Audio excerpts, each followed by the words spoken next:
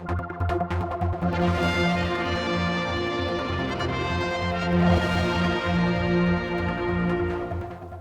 as the commemoration for the 40th anniversary of the tragedy of Summerland fire, I'm talking with a gentleman who was there at the time, Noel Howarth. Noel, we've known each other for many years.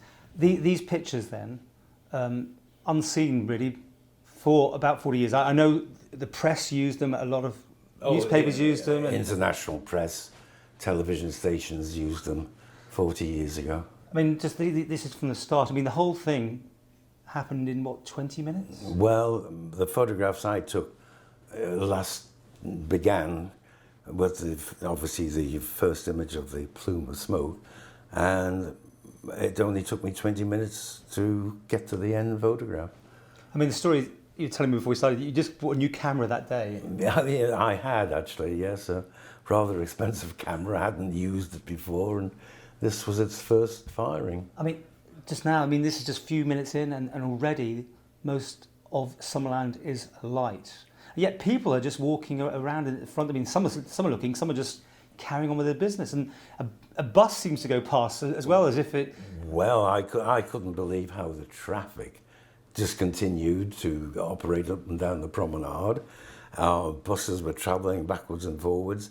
A bus comes down from White City on Onken Head and drove all the way underneath this towering inferno and came along the promenade. And when I actually had taken all the photographs, I went to Kegs to have them developed at 9 o'clock at night, and the promenade was open, and I could just, drive up the circular road. Didn't they leave the airport open that night? Because, I mean, journalists were flying in, they wanted your photos, ITN picked them up and all sorts, didn't they? It was a bit startling. ITN flew in a plane at 4 o'clock in the morning. 4 in the morning? 4 in the morning, to collect negatives off me, to put on the 6 o'clock news with Jon Snow the following morning. Right. So I had to get down there to the airport and hand them over to this person from ITN.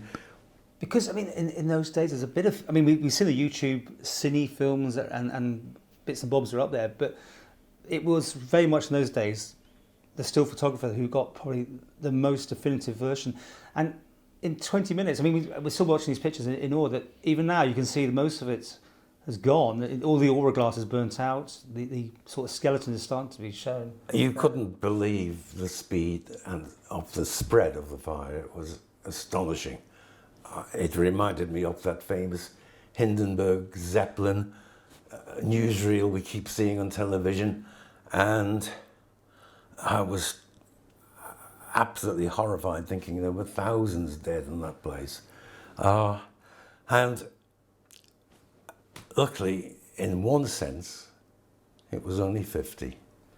These pictures, why have they not been seen for the last 40 years then? Well, after the initial burst of people wanting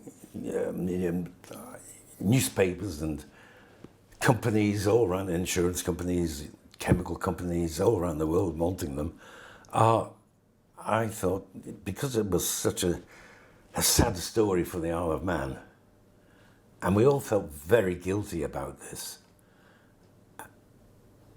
I put a self-imposed blockage on that I wouldn't have these published anymore, and they haven't been seen now publicly for 40 odd years from the date of the Summerland disaster.